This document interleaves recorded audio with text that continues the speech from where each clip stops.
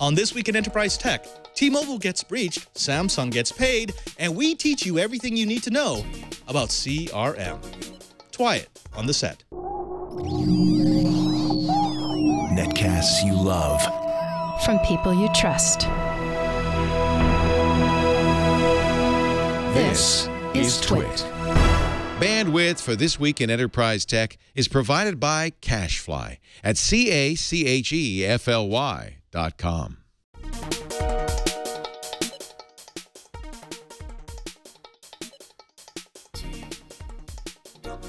This is Twit. This Week in Enterprise Tech, episode 160, recorded October 2nd, 2015. CRM 101. This Week in Enterprise Tech is brought to you by DigitalOcean. Simple and fast cloud hosting built for developers. Deploy an SSD cloud server in 55 seconds. Try it today for free. Visit DigitalOcean.com. And once you sign up, be sure to enter the promo code TWIET, T-W-I-E-T, in the billing section for a $10 credit. And by Braintree. Even the best mobile app won't work without the right payments API. That's where the Braintree V.0 SDK comes in. One amazing simple integration gives you every way to pay. Try out the sandbox and see for yourself at braintreepayments.com/enterprise.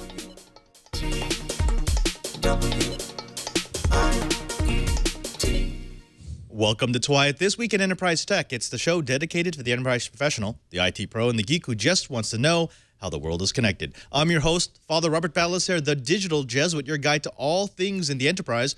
And I'm joined by an expanded cast and crew this fine day, starting with Mr. Lou Maresca, senior developer at Microsoft. Lou is a longtime member of the Twit Riot. He's also my co-host for Coding 101. He is part of the Twit Army and part of the Twit Hosts group. Lou, thank you very much for joining us. Thanks for having me on today, Padre. Yeah, and I know that there's many people calling you right now trying to get your time, but we brought you in because we'd like to cover something that is right up your alley, and that is CRM. Now, we'll get back to you, but first, let's go ahead and welcome back our regular co-host, starting with Mr. Brian Chee, the director of the Advanced Network Computing Laboratory in Honolulu, Hawaii, who is holding up what I can only describe as something that is very impish. Very impish, yes.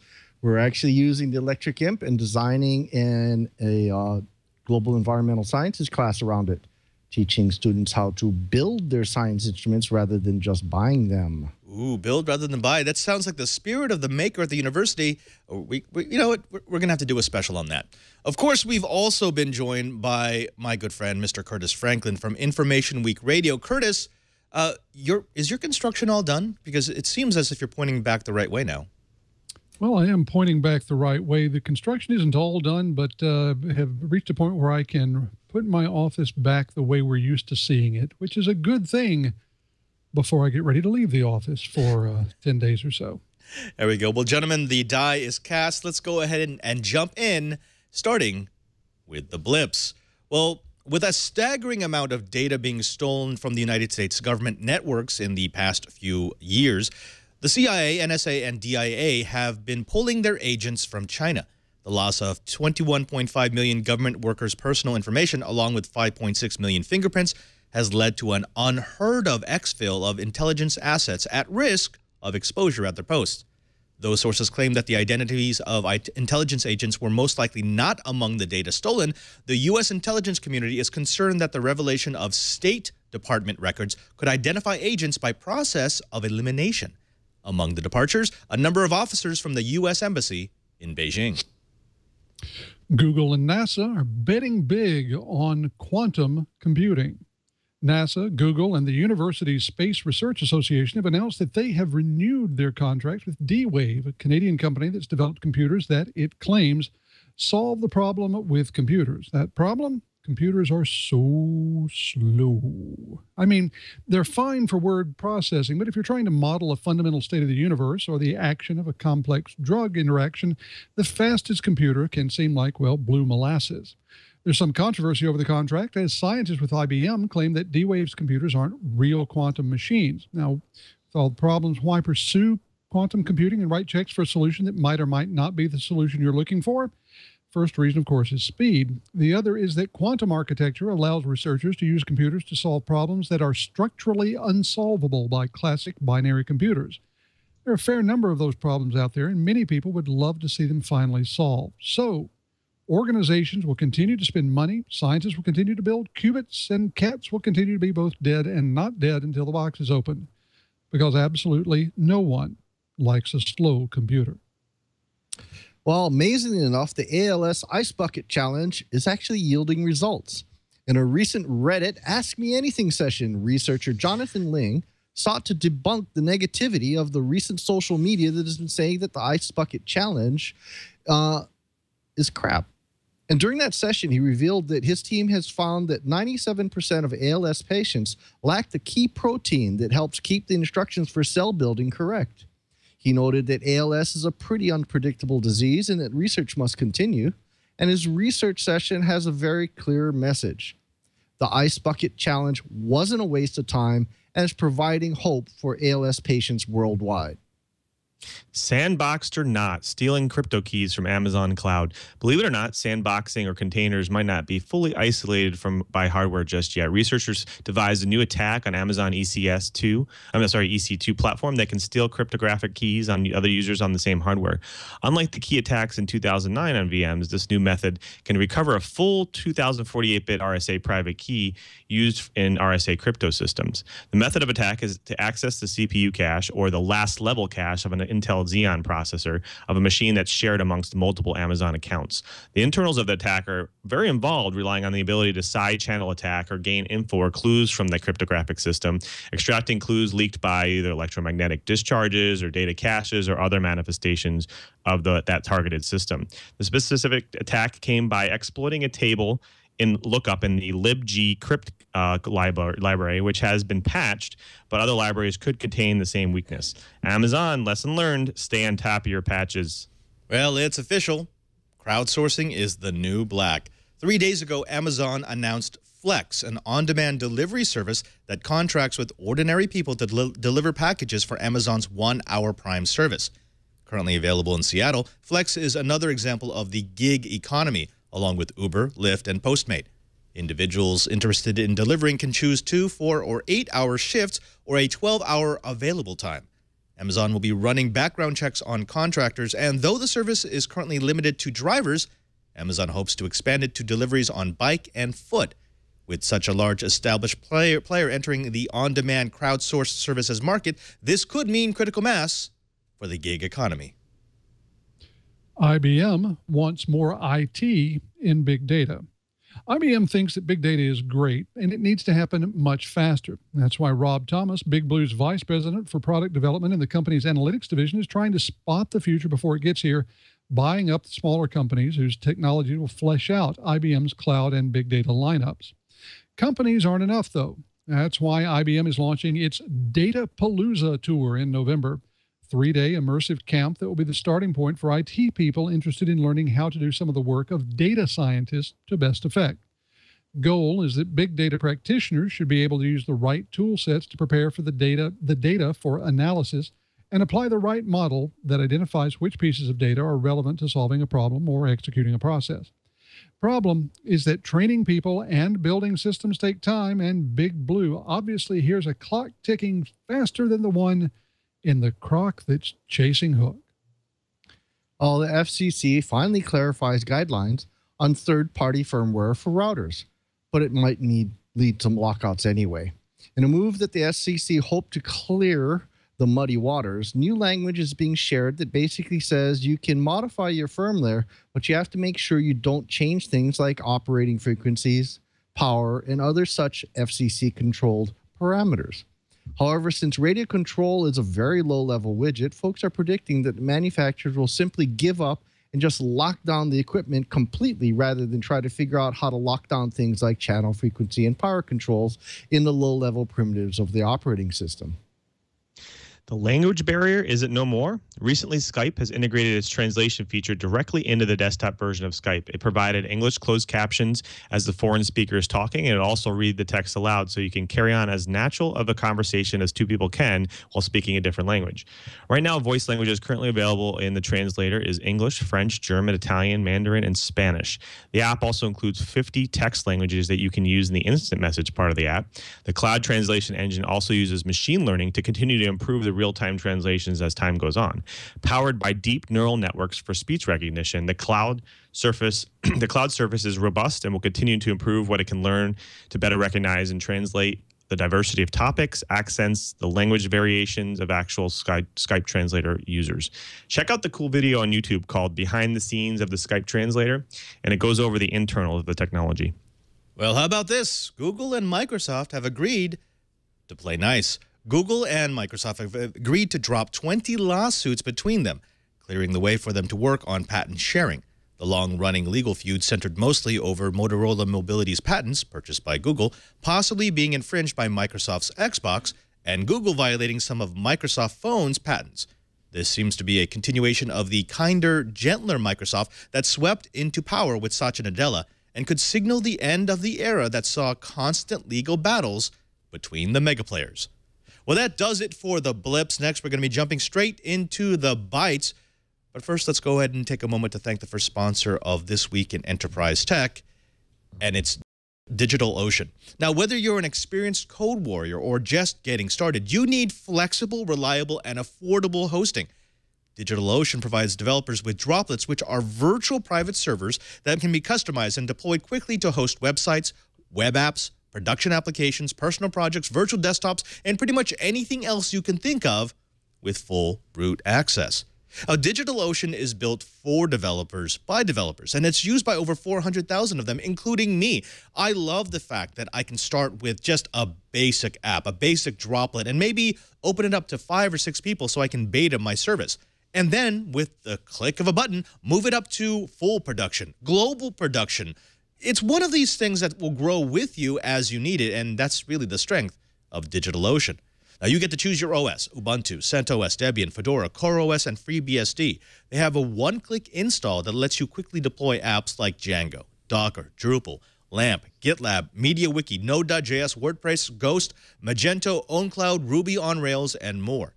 All their servers are built on hex-core machines with dedicated ECC memory and RAID SSD storage. And their servers can have up to 20 CPUs, 64 gigabytes of memory, and 640 gigabytes of SSD space.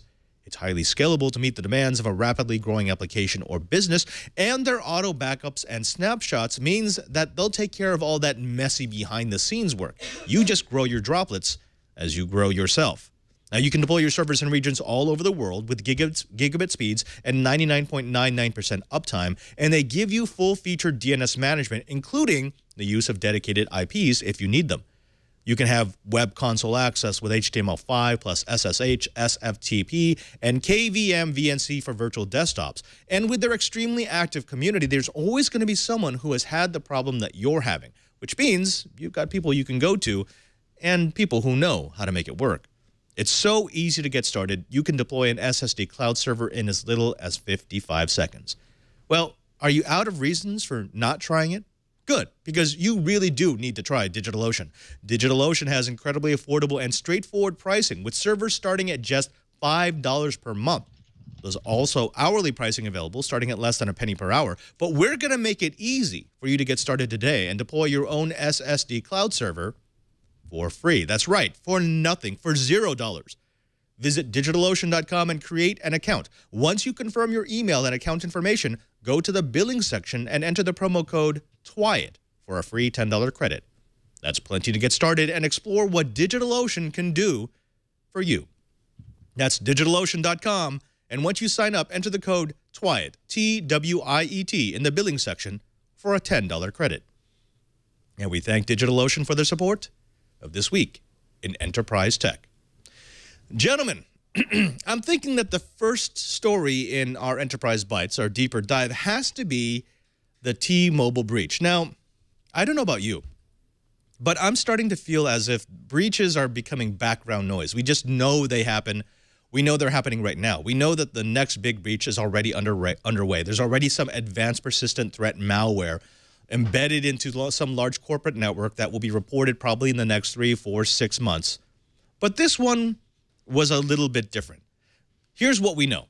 15 million T-Mobile customers, or for those who applied for credit through T-Mobile. It affects 2 years' worth of records from September 1st, 2013 to September 15th, 2015. It wasn't a breach of T-Mobile's network per se, but of Experian, the vendor that handles T-Mobile's credit checks. Experian has admitted that a business unit was compromised, but they insist it's not a consumer credit bureau. The breach happened 2 weeks ago, and this is interesting. It was discovered in 2 days. So this wasn't really an APT. It was just one of these things that they were able to discover relatively quickly, at least in terms of corporate and what we expect from the enterprise. The more sensitive data was encrypted, social security numbers and birth dates, driver's license, passport numbers, but Experian says that encryption was probably compromised. Cheebert, let me throw this over to you first. This sounds good and bad. Good in that they came forward right away. As soon as they knew about it, within 2 weeks, they informed the public, here's what happened. We think we lost this information. This is how we think they got in, and we're trying to fix it. It's always bad to be breached, but is this good looking forward? This is a major corporation. This is a very visible company, and they seem to be starting to take the advice of be proactive, get in front of it. Don't push it off and push it off and push it off until you can no longer pretend like it's not a problem. Well, I like the fact that they are getting in front of it, but you know what? I haven't been notified yet. I'm one of those 15 million customers of T-Mobile that uses Experian. So they might be getting out in front of it with the press, but so far they're not getting out in front of it with the actual customers. So come on, T-Mobile, keep going. You're going in the right direction. You're just not quite there yet. Okay, I'm laughing because CR1 in the chat room says, Experian is going full Ashley. Nobody goes full Ashley. But Curtis, I want to throw this over to you. This is a mixed thing for me because, for example, Patreon, who I know the founders. They've actually been in the Twit Brick House. They're very talented artists. They do a very big service for the podcasting community. They just got breached, and they admitted that they've probably lost a lot of sensitive data, but they did it right. They had their data separate. Their data caches were separate. They were encrypted, and they informed their users almost immediately. It seems as if the message is getting out. Like Cheebert said, there's still a ways to go. But how much can we expect from a large corporation to act like a company like Patreon, which is still quite small and is still very community-based? Will we ever have a CEO coming out the day of a breach saying, we think we have a problem, we just want to tell you all right now to be more careful, and we'll get back to you when we can? Well, I think that part of the answer to that is going to depend on whether the company involved is public or private. Because if a company is public, then there are some limits on things that a corporate officer can say. Because things that a corporate officer might say can have an impact on the share price. And at that point, there are all kinds of agencies that get involved, chiefly the SEC. For private corporations, I think we're going to see them leading the way in transparency because it's just good business. I mean, let's look at Target, which took such a long time to respond both to the threat and then to its customers. It hasn't recovered yet. It's having to do some fairly massive things this holiday season in order to try to win back customers, just as it had to make some major discounts last Christmas to win back customers. So I think that the officers and the executives of these companies are understanding that they need to be more transparent. They need to be out in front of this faster. They just run into a lot of different things when they want to do so. We're going to see a lot of different ways of responding, but I think the big dichotomy will be between those companies that are private and those that are public. Lou, let me throw this over to you. We're hearing more and more about breaches, and breaches have always been occurring, but I guess it's becoming more and more public. We're more security leaning now. We're security conscious. But this seems to me as if you can't fix this. As long as you're storing account information on a server that needs, by definition, to be accessed by third parties that may or may not have their security together, you're always going to be vulnerable. Do you see any standards, any technology coming down the pipeline that might provide the separation of personally identifiable information and account information that we desire? Yeah, I think most common or modern systems today, they'll store keys in separate subsystems that are completely, isolated into a different part of the cloud and, for cryptography purposes. And then, of course, like you said, storing the actual data about the user separate from the credentials and the accounts of the user. And so being able to isolate these in physical means rather than in the software or virtual means is kind of the current and or the future way of doing it. And you'll see a lot of new kind of like authentication engines and authorization engines that do that. And that's where you'll see like Azure AD is doing something similar, that kind of thing. So that's kind of where it's going. But it's unfortunate these types of systems like T-Mobile, I mean, I don't know about you, but I've had T-Mobile years ago, and that means that potentially my data could be in there. So that means that pretty much anybody who's ever had T-Mobile could be affected by that. And it's one of those things that maybe it's time that consumers start holding these companies accountable. Some of these class action suits that are going out there hopefully will make some impact. It's interesting because there is a parallel to Ashley Madison in that people were paying to have their records purged, and they just weren't purged. And as it turns out, it's much more difficult to purge data from a large database than you might think it would be. Curtis, I want to throw over to you. Something that Lou mentioned that I think we should draw in on is, and actually it's being talked about in the chat room, is in the move towards a more secure society, a society which understands the concerns behind digital security, it strikes me that in this breach, T-Mobile is saying that we may have lost credit card numbers. Okay, I get that. Social security numbers, okay, I kind of get that. But also driver's license numbers and passport numbers, because those were asked for as part of the verification service. You needed to provide something that was on one of your government-issued IDs in order to continue in the credit process. It seems to me that we need to move beyond asking for those kinds of information. My Social Security, my passport number, and my driver's license number should never, ever be part of my digital authentication process. Is that a concern? Do you see that on the enterprise side when you have these discussions on Information Week Radio? Are they moving to a process in which we don't have to surrender numbers that will follow us for the rest of our lives? Well, there are a lot of people who would love to do that. But again, remember, especially when you're dealing with something, say, with credit cards, there are standards that the merchants have to meet when it comes to verifying that who you're talking with, who you're transacting business with, is who they say they are. Some of those have to do with the credit card communities, if you will, the credit card, not the issuing banks as much as the associations behind them, Visa and MasterCard. Some of it comes from the government.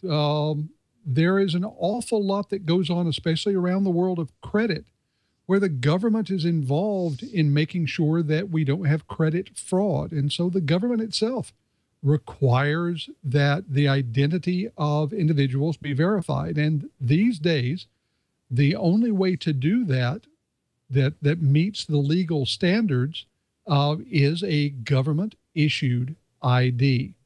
Now, the place where I think that we have the most problem is the near universal use of the Social Security number in ID. That should never, ever be done. I have found in my case that when I probe people on that, often what they're really looking for is just some unique, 8, 4, 7, 9-digit number.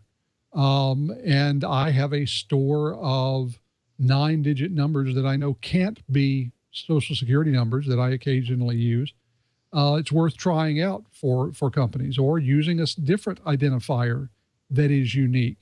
But when it comes to things like driver's licenses and passports, those are going to be demanded by a lot of companies around credit decisions and around activities like cell phone use, where the fear is that miscreants might take on a phone under false circumstances or under false pretenses.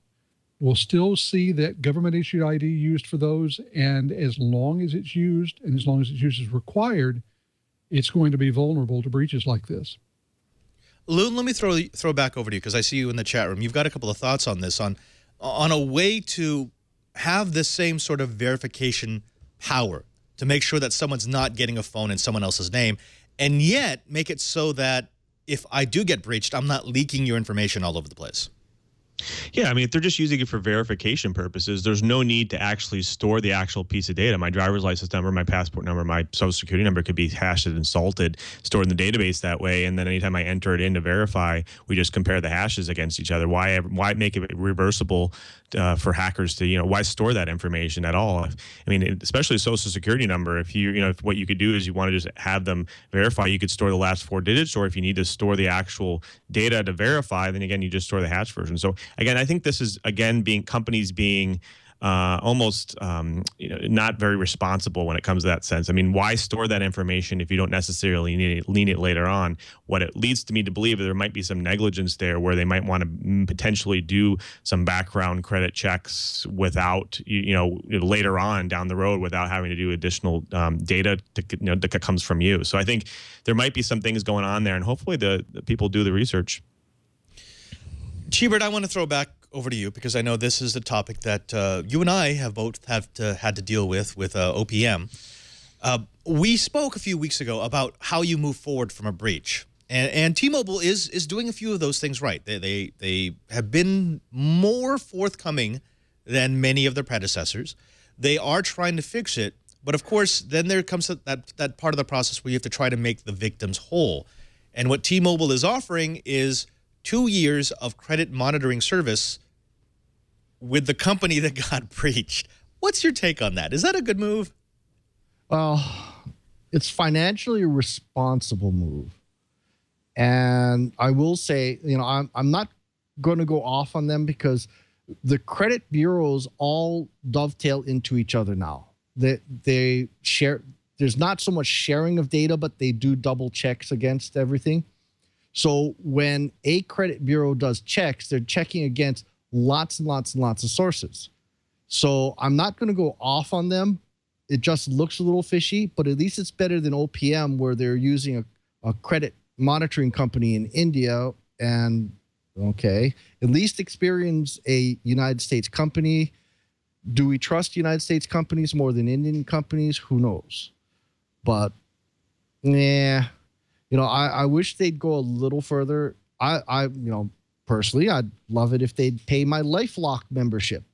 But, Experian isn't a bad company. I just think they need to do a little bit more. And I think our friends at T-Mobile need to go just a shade farther to make us all whole, in your words. We've got Dallas in the chat room who is echoing, I'm sure, what is a sentiment of many of our audience members, and that is, how could there be a theft of this magnitude? Anytime we hear of one of these big breaches of an exfil of what have to be terabytes of data, we always say, how can they get all this? Isn't there something to monitor when this much data is moving out of the system? And the short answer is no. I mean, yes, there are, but it sends up so many false flags, and it makes it so difficult for your third parties to interact with your databases if you have a really strict exfil, data exfil policy. So that's one of the things that we're hoping to address in the pre-recorded video that will be coming up. We're going to be speaking with someone from Niara who has a way to apply machine logic to what's going into and out of your network. But first, let's go ahead and move on to the second enterprise byte. This one I really want to play with. I need to find a new Samsung phone because Samsung has unveiled Samsung Pay. First there was Google Wallet, then there was Apple Pay, then there was Android Pay, and now Samsung Pay. Now Samsung is launching a 7-city tour that will show off their new payment service entitled Samsung Pay. They'll be hitting Austin, Dallas, Atlanta, New York, Chicago, San Francisco, and finally Los Angeles. Now, Samsung Pay will work on the Samsung Galaxy S6 and the S6 Edge. So if you bought one of those phones, that technology was already built in even before they announced the product, as well as the Note 5 and the S6 Edge Plus. And I assume that most of the premium phones going forward will include this technology because Samsung will want to grow it. They have AT&T, T-Mobile, Sprint, and U.S. Cellular signed up to carry the service. They're working out a contract with Verizon, but they don't have one just as of yet. So if you're on Verizon, you won't be able to play with it just yet. It will work with MasterCard, with Visa, with Amex, with Bank of America, U.S. Bank, and Citibank cards. And it works like all the other mobile payment solutions, using a phone to carry out a secure transaction, with one big difference. It can use both NFC and swipe card readers.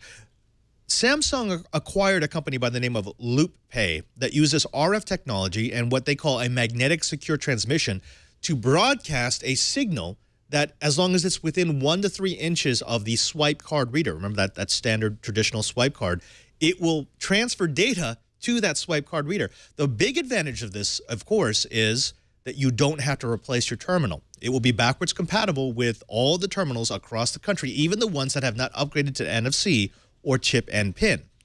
Cheebert, is this enough of a difference? I mean, I could have seen something like this have been making all the difference 2 years ago if they had released the technology then, if it had been incorporated on, say, the Galaxy S5, and if they said, hey, vendors, guess what? You can get a secure tokenized transaction and you don't have to carry a card and you don't have to actually touch anything. Is this enough? Don't know. It's something that a lot of people have been talking about for a very long time, myself included. I actually did a story on something like this almost 10 years ago now, where a corporation was trying to make this work, but no one was buying. You know, the company didn't last more than 6 months before they finally had to close their doors.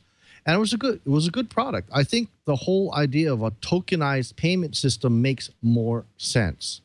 So that, say, for instance, if a token is stolen somehow, you know, you do something silly, just reissue it. It's just like the difference between having a physical key and a key card. If one of my students loses a key card, all I have to do is just delete that key card and issue them a new one. And then it's just updating some databases. If they lose a physical key, a lot harder. So I personally think the credit industry itself is in the dark ages. They need to have a renaissance. They need to go make changes, and they just need to bite the bullet and make the changes.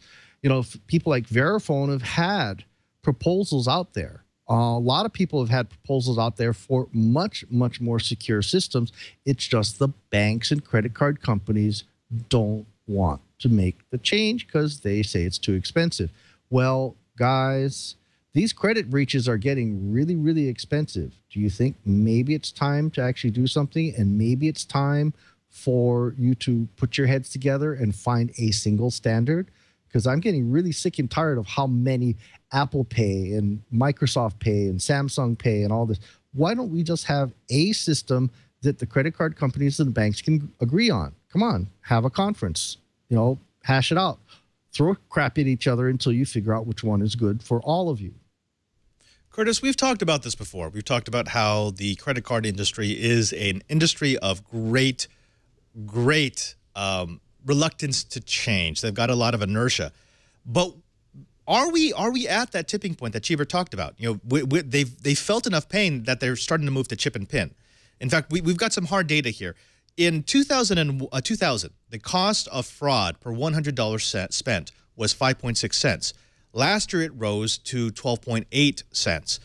That's $2.3 billion in fraudulent credit card charges. That's 13.7 million fraudulent credit card transactions. And because our security in the United States tends to be weaker than everywhere else in the world, we account for about 50% of all the fraud that happens in the financial markets. Now that the major companies are moving over to chip and pin, might this be a way for them to accept something like Samsung Pay, just as they're starting to accept Android Pay and Apple Pay? Well, just one small note. Here in the U.S., we're not moving to chip and pin. We are moving to chip and signature or chip and sign, because according to all of our credit card issuers, it's two things. One, it would be too expensive because, well, doggone it, our merchants just don't have The device is required to enter into PINs because obviously none of them take debit cards. And Americans are just too darn stupid to remember a 4-digit PIN in order to make credit card transactions. So we're going to be with the chip and signature. Now, what that means is that these are more secure for card present transactions where you're actually at the terminal with a card. It does absolutely nothing for credit card transactions over the internet and via phone. And that's where a lot of the fraud is already coming from. So it's very nice that they were able to make a difference, but I don't think it's going to be nearly as big as some of them are claiming. Now, you keep asking, is this finally the point at which we're going to see a big change? I don't see any major changes in the way we do credit card transactions after the introduction of the chip devices for at least another decade. I think it's going to be a decade before we see any other major changes. And so, like Brian, I'm very pleased that we are starting to see companies go with the token-based payments coming off of our smartphones. And like Brian, I wish that we had one system. There is no real good reason that cares for the consumer at all, or for the merchant, that requires multiple systems. This is all about all of these technology companies, whether it be Google or Apple or Samsung or anyone else, trying to build themselves an ongoing revenue stream of a couple of pennies per transaction. That's why they don't want to share it with anyone else. That's why they will still try to convince us that their way is the right way. And that's why it's going to be really tough to get them all into one room to come up with a single unified solution. Stray Shrek in the chat room is asking why don't they just go with a two-factor authentication on transactions? And Lou, I want to throw this over to you because it actually is. It is multi-factor authentication because the Samsung Pay requires the phone plus a fingerprint. So it is something you have and it is something that you are. And if you combine that with a PIN on the phone, it's something that you know. I mean, you can have three-factor authentication. I like that approach, and I want to ask you. I want to bring it back to the last conversation that we had. Wouldn't this be a good way to get multi-factor authentication to prove who we are? I mean, because it is already tokenized. We're talking about using it for financial transactions, but I would love to be able to use a system like this to actually verify my identity for everything else, non-financial transactions. Yeah, there's a lot of systems right now that are actually doing that. Like there's something called OpenID Connect, which is a kind of on top of OAuth, which is very similar to, it's like multi-factor. It's allowing you to kind of identify yourself based off of a specific identity, multi-factor scenarios. And that actually works for pretty much any system, whether it's software, whether it's an application, whether it's log into a bank account, that kind of thing. So there are a lot of protocols out there that they're working on open source, and thereafter that they're working on to kind of do that sort of thing. But again, like Curtis said, it's going to be really tough to convince these businesses that you need to go down to one standard, which is why you'll see like a lot of applications trying to do that, with some of them using, Facebook or Google logins, that kind of thing, or they're using just the OAuth protocol in general. But again, it's going to be tough to get everyone to kind of do the same thing unless you can convince them that it's going to save them X dollars or it will actually give them the capability of doing more. So it's going to be a tough sell. Well, gentlemen, I will say this. On my Amex, I did enable PIN. So you can call and you can enable PIN, especially if you're going to be traveling overseas. And what I've done, because I am, as Curtis mentioned, I am a stupid American, I write the PIN on the back of my credit card so I never forget it. So there's a good safety tip for all the folks at home. Now, when we come back, we're going to go ahead and take a look back at Black Hat, a conversation that I had with Niara. They've got a way to tell whether or not you're under attack. If they can sort through the attack noise, you'll be able to figure out if you're actually being breached. Before we do that, though, let's go ahead and take a moment to thank the second sponsor of this episode of This Week in Enterprise Tech, and it's Braintree. Speaking of financial transactions, and speaking of companies that do it right, think about this. Fully encrypted, fully tokenized, and an incredibly easy integration into your app. That's what Braintree offers you. If you're a developer and you're not using Braintree to accept financial transactions, well, you're working too hard. If you're building that mobile app, you need to try Braintree's V.0 SDK. It's the easiest way to support multiple mobile payment types, including Apple Pay, PayPal, Android Pay, Bitcoin, Venmo, and all major credit and debit cards with one simple and fast integration. It's elegant code with clear documentation, and it's only 10 lines of in-app code. Then you're ready to run. They also give you a sandbox so you can test your integration to make sure that it's going to look right, it's going to react properly, and that it's going to fit the scheme of what you've designed. Braintree understands that they are your public face. If they get it wrong, it's not them who is going to be suffering, it's you. And they don't want to disappoint their customers, so they get everything right on the first go. If you have trouble with your integration, they'll actually have someone sit with you and guide you through it. They've got an SDK that supports 7 different languages: .NET, Node.js, Java, Perl, PHP, Python, and Ruby. And their code supports Android, iOS, and JavaScript clients. All with that simple snippet of code, you'll be able to accept the credit cards, the Apple Pay, the Bitcoin, the Venmo, the transactions that your customers want to use, even 130-plus different global currencies. Best of all, Braintree has the best-in-class customer service. Yes, they will answer your questions. Yes, they will babysit your integration. Yes, they will make sure you get it right. Of course, Braintree knows that it's not enough to have easy-to-integrate code and top-notch customer service. That's why they tokenize their data. That's why they make sure that they don't expose or store any of your customers' personally identifying information. In other words, Braintree is a company that gets it. We've been talking about security these last 2 Enterprise Bytes. Braintree is all about that. Folks, we want you to try the fastest, the easiest, and the most secure way for your customers to pay, period. Braintree gives you an easy way to accept multiple payment types with one integration. Integrating it into your app is really as easy as inserting a few lines of code. Try it out for yourself. Try the sandbox and see at BraintreePayments.com/enterprise what Braintree Payments can do for you. Again, that's BraintreePayments.com/enterprise. And we thank Braintree Payments for their support of This Week in Enterprise Tech. Well, we're going to take you back to Black Hat 2015 in Las Vegas, where we've got an interesting interview with someone who thinks machine language will set us free. I'm Father Robert Ballecer, the digital Jesuit, here at Black Hat 2015 in Las Vegas, Nevada, for Twit TV. I'm standing next to Sriram from Niara. I'm sorry if I mispronounced that. I was having... You said it fine. Thank you so much. Now, Niara has a very interesting way to detect attacks. You're using machine logic, machine learning, in order to take a look at more than just a single or a set of IPs, a set of addresses, a set of servers, but rather you look at over a wide range to find out where the attacks are coming from and what sort of patterns they generate. Yes, that's true. So I think one of the issues with this whole class of solutions is the fact that people look for anomalous behavior. And so finding anomalous behavior is much easier than attributing some maliciousness to it. So for example, if I was observing your behavior against a given server, I build a profile, I say you come in at 9 or 9:30 and then you leave at 5:30, I build a profile like that. You came in last night at 10 p.m. and downloaded a file. Is it anomalous? 100%. Is it malicious? Probably not, right?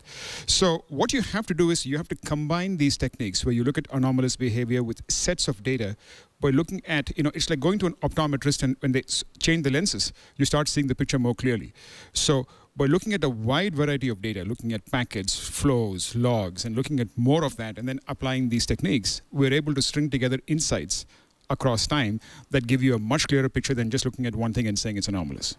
Oh, I get that. So in other words, your solution is it's decreasing the noise, because it's very easy to look at your externals and say, I'm seeing this kind of attack traffic, these are DDoS, this is an NTP amplification attack, and you just block it upstream and be done with it. The more interesting question is, what does this predict? Is this anomalous behavior actually an attack? Is it intentional, or is it being used to disguise another attack like we saw, say, with Sony? It could be either.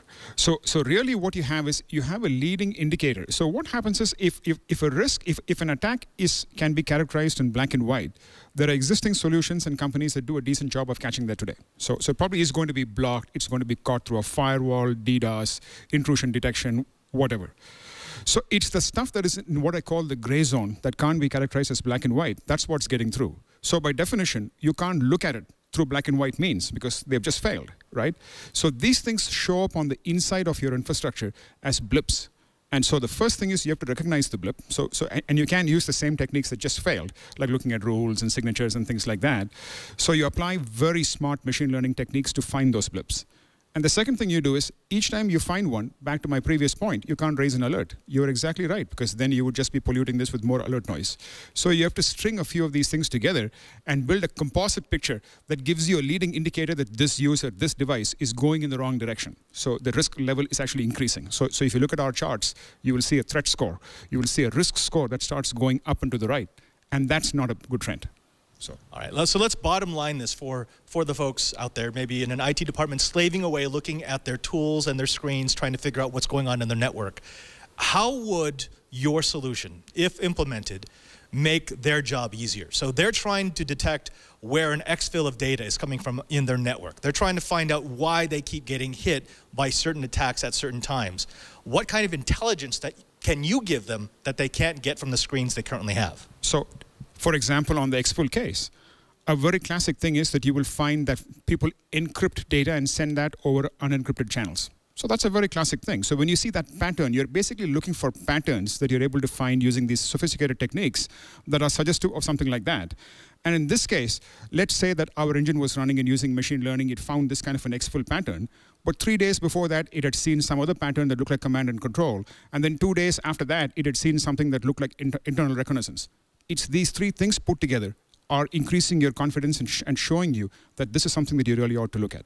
So the analysts today are dealing in silos. So there is no composite way to put these pictures together. So even if they have tools that let them do that, they're all operating in silos, and so there is no context between these tools. So we're trying to pull all that together in one system and combine the power of machine intelligence and big data to combine analytics and forensics as a cohesive whole. We've been speaking with Sriram from Niara, who's explaining how you can take the intelligence from all of your tools and turn it into something that's actually smart. Thank you very much for speaking with us. If they wanted to find out more about Niara, if they want to find out more about your solutions, where can they go? They can go to our website. It's www.niara.com. That's spelled Niara.com. Thanks for listening. I'm Father Robert Ballecer, the Digital Jesuit. Will bring you more from Black Hat 2015.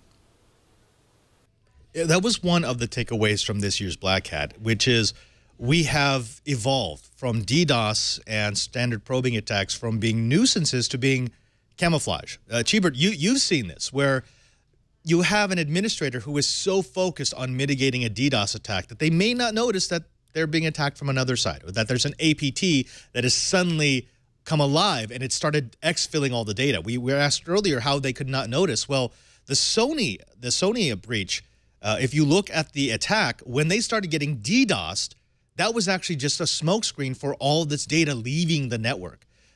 Are you starting to see that on the campus, Chee? I'm not involved with that as much as everybody thinks I am. But the reality is yeah, this is actually really, really, really old tactics. I mean, this was Civil War. It's how everything, it's standard stuff in any commander's hat. You go and throw up a smoke screen and slide in behind. The hackers aren't doing anything new. What's happening, though, is they're taking advantage of the fact that people aren't investing in the security teams. A lot of these companies aren't investing in the technology. They still only have a security officer and maybe some part-timers to man the consoles, but they're not really investing in it. And the people that are investing in it are finding it. They're investing in the technology to go and find it. I keep going back to that example of the Canadian version of the IRS that actually did invest in the technology, and they found it very quickly and went and did something about it. It's just a matter of you gotta find a balance. You spent a lot of money on building your systems. You spent a lot of money on building your corporation. Now you need the world has changed. You're going to have to spend some money on the technology, and you're going to have to spend some money on getting your people trained so that they aren't fooled by the smokescreen and they go and look for what is really happening. And I don't know, Has anyone heard whether Sony has learned their lesson? I haven't heard anything yet. Yeah, that answer would be no. I think we can all say no. But let's move on, because we do want to talk about the featured topic of the day, and that is CRM. Yes, we've all heard it before. Yes, if you deal with an enterprise, if you're a sysadmin, you probably support some sort of CRM package, be it from Microsoft or from SalesForce. And that's why we've brought in Lou Maresca. He's not just a really good guy. He's not just my co-host on Coding 101. He's not just a regular on Twiat, but he actually does senior lead the development at Microsoft for their CRM division, which, by the way, is one of the most profitable divisions that Microsoft has, and it's one of the fastest growing division that Microsoft has. Lou, let's break it down. There are people who are, at this point, embarrassed because they don't really understand what CRM is. We've heard terms thrown around like business intelligence and business analytics, and it assists your sales force to figure out when a customer might be ready to buy. If you were to break it down into Padre talk, so that's really plain talk, how would you describe what CRM does? So if you think about the common business models today and really how businesses thrive and kind of stay afloat, the whole idea is you want to acquire new customers and, of course, maintain the positive relationship with them that you have, right? So that's kind of the concept of where CRM kind of comes into play. And if you think about it, sometimes businesses don't really realize that CRM can take some of that core functionality and really make them more money. And so the idea of not only finding or acquiring customers, but also maintaining those relationships. And it's just something that you think, oh, I can do that manually. And a lot of businesses used to. They used to do it just by, having piles of paper, mailers, word of mouth to get kind of get referrals for possible leads. But now this is all becoming, using some of the newer technologies out there where we can gain, more prospects and more information from social networks and different data sources. And that's where these systems come into play. They automate that. They make it more powerful. Lou, I have to ask you this. I was at Dreamforce, and I have to say that was a killer party. Seriously, I really, the boat was fantastic. I don't know exactly how much I got out of it that I didn't already know, but it was a kicking party. Which kind of brings up the idea, how did Dreamforce, how did Salesforce get so big? We had CRM before Salesforce. I remember working at high schools 30 years ago where we had a system called Blackbaud, which was essentially CRM. It told you when you could expect to be able to ask benefactors for money. That was and it was a very expensive package. So this system, this idea of thinking has been around for such a long time. How did Salesforce suddenly become the 1,000-pound gorilla? Because when you think CRM, you don't think Microsoft, even though Microsoft has a great division. You think Salesforce. Yeah, that's a good question. I think one thing that Salesforce has done, which is kind of funny because you think in the last 10 years this would have been done, but companies like Oracle and SAP and even Microsoft, they used to have what they call on-prem or on-premise products where you had to implement your own hardware and you had all the data kind of on-premise. And now this movement to the cloud, Salesforce was kind of the leader in the game when it came to that aspect. They were, they bought a bunch of acquisitions and they implemented the CRM system in the cloud. And that's where people started to go, because if you think about it, I don't want to store millions and millions of pieces of customer data on my own hardware and have to make sure that my hardware is up all the time. I want somebody else to do it. I don't want to have to continue to maintain my UI when I can have somebody else do that for me. I don't want to, I don't want to customize things when they have packages to do that. I don't want to add verticals or marketing or that kind of thing when when these other companies can do it for me. And so I think that's where Salesforce and some of these, obviously these other companies are coming along. Like you said, my division itself also does, cloud service. CRM Online is huge today. It's also growing. So I think there's all of them are kind of picking up where these other companies have kind of left off and improving this whole experience. And that's why CRM is so lucrative, is because it's really adding value to people, not only small business, because it's a very low buy-in when it comes to CRM. You just buy a couple licenses and boom, you're off and running, to enterprise, where you can expand now for thousands and thousands of salespeople and field service and being able to do customer service and all this stuff. So I think it's a very powerful concept, and these small and medium and large businesses are starting to utilize it. I think you touched on a very, very important spot there, which is when I started doing what eventually would become CRM. We didn't call it CRM back then. It was really only available to large enterprises. You had to have your on-prem team. They had to make sure that your database was properly tuned. You had to buy some incredibly expensive software. So there was a huge cost to start. And so CRM wasn't something that you would see from the small business, and definitely not from the mom and pop. When I was at Dreamforce, I actually had a sit down with one of the SalesForce execs in the press room, and he was very candid. He said, look, one of our big strengths was you can be a two-person outfit and use CRM. And that would never have happened before because you would have had to have an IT guy and you would have to maintain your own data and you have to make sure that everything is scrubbed properly. So we take care of that for you. You just pay your subscription. But I want to talk about the other side of this. And that is CRM is one of these things where it's almost a cat and mouse game between what the customer expects and what CRM can provide. And let me give you an example of that. If you go back 20 years and I call you up, I'm a salesperson, I'm using an advanced customer relations management software, and I ask you questions that I know you're going to answer positively to, the customer probably doesn't know how I have that information. He or she is just impressed that I have it, and therefore that gets me the sale. Nowadays, these customers are much more savvy. They know that CRM software exists. They know, not only do they think I will have their preferences, they expect me to have their preferences. If I don't have their preferences, then they definitely don't want to deal with me. So it's as if the level of expected benefit from CRM goes up and up and up and up, not just from the people using it, but for the people it's being used against. Have you experienced this in Microsoft? Do you see the ever-rising level of CRM features that you have to include in order to stay above water?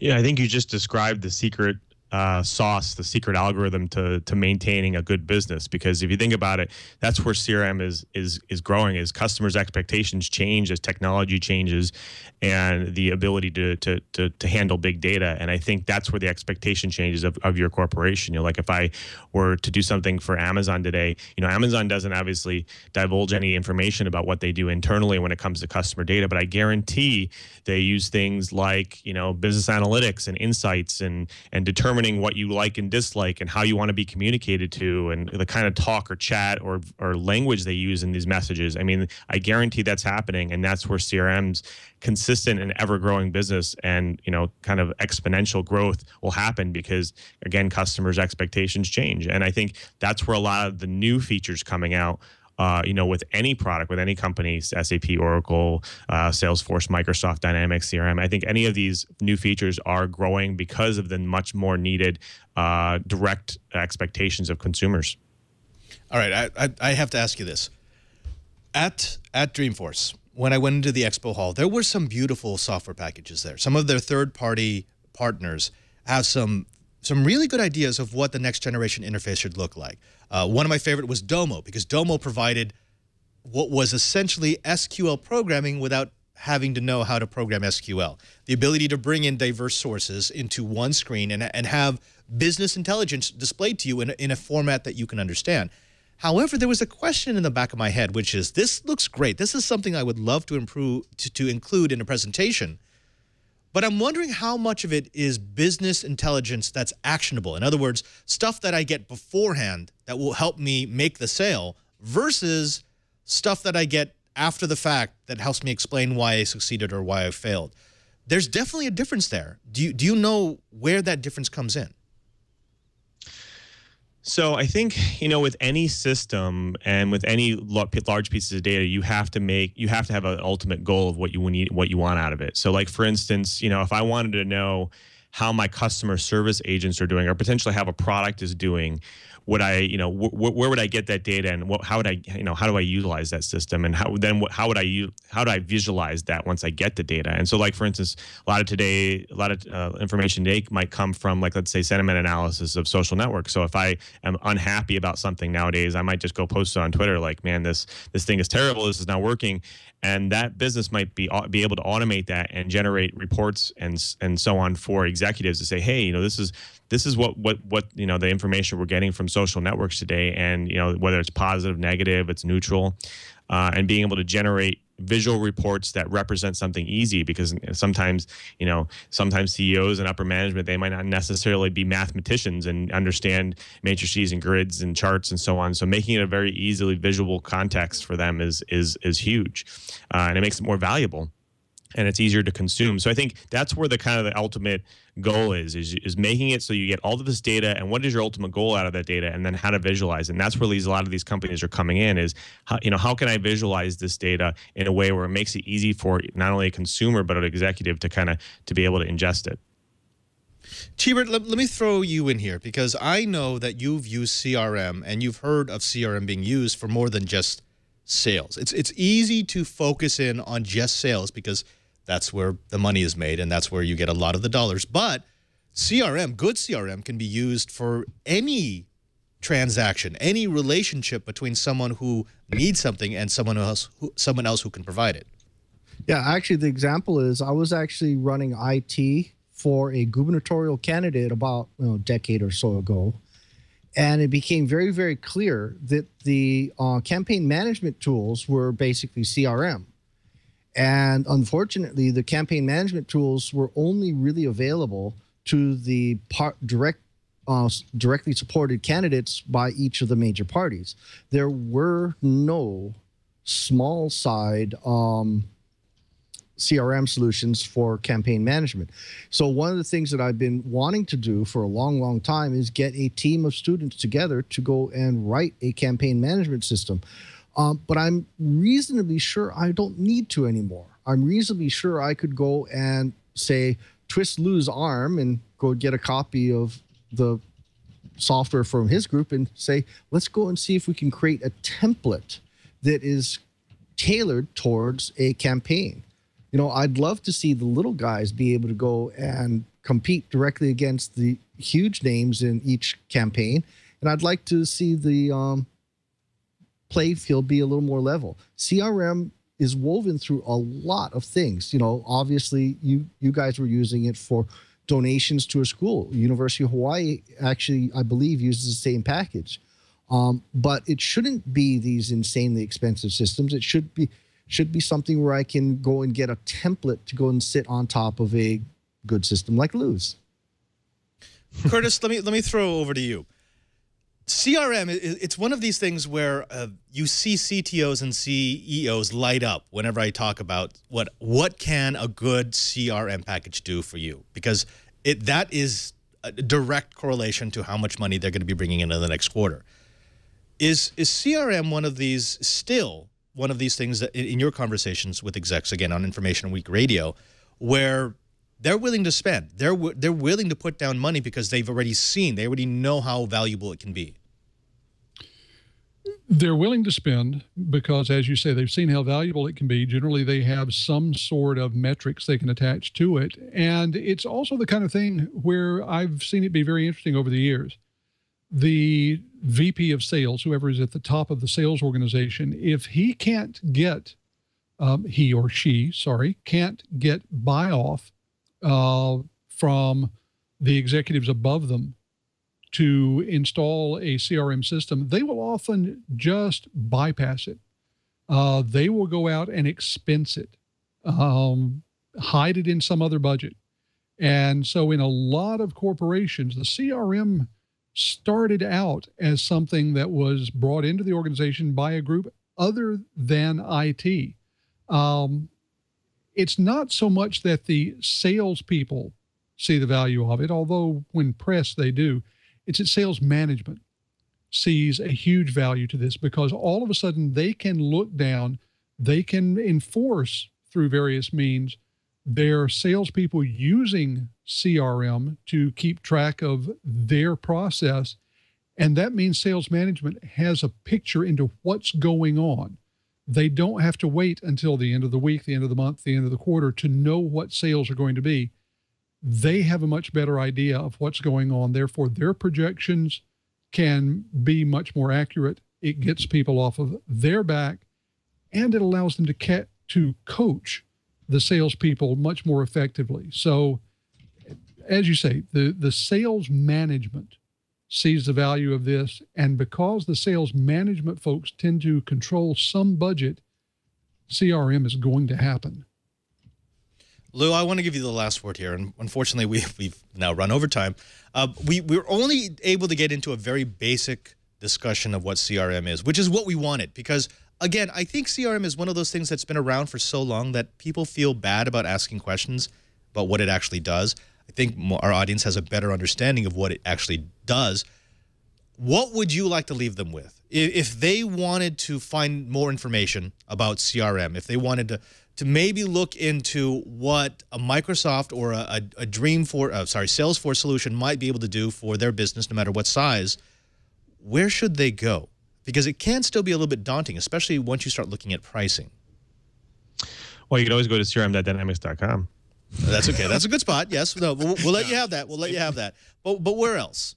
No, I mean, honestly, obviously Wikipedia is a great place to go, and there's also there's a CRM systems, there's a bunch of websites, wikis out there that have just general knowledge about CRM, and CRM used to be just a standard lead management software system, where like Curtis said, where sales and marketing teams can qualify leads and all that stuff, but now it's really increased, and it's done doing marketing and doing customer service and doing all of these other different channels, and there's a lot there. And, just understanding that you don't necessarily need to use the spreadsheets and the piles of paper anymore, and being able to, store your emails in a folder to make sure you can get back to them. These systems will handle some of these things for you. They'll make it easier. They'll make it so a 1 or 2 man business is easier to manage the customer side of things. And I think, that's where, doing your research and finding out how it can help you. And not only that, if you're using an old system, how you can migrate into the new system. I mean, these are all important things. It'll not only save you money and time, but it'll also make you money and time and give you more time to do other things and worry about other things.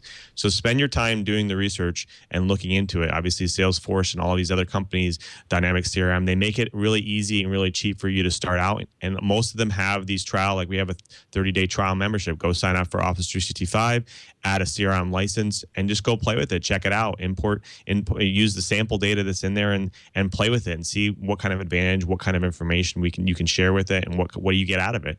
And also what can report out of it. So I think these are all important things, and just trying them out and utilizing them in their trial capacity will help you out.